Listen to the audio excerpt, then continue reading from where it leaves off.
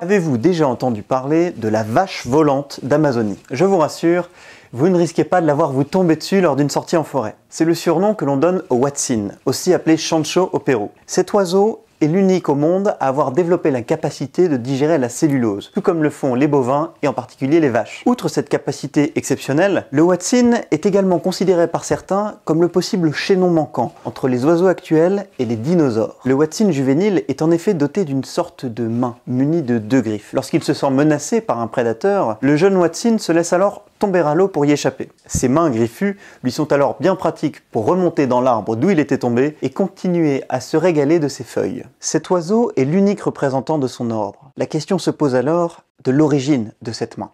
Est-ce le résultat d'un processus évolutif l'ayant amené à développer cette main pour échapper à ses prédateurs? Ou est-ce un atavisme, le vestige d'un membre qu'auraient possédé ses ancêtres et notamment les dinosaures à plumes? Un indice pourrait venir de l'Archéoptérix, un dinosaure ayant vécu il y a 150 millions d'années qui aurait lui aussi possédé une main griffue et des plumes.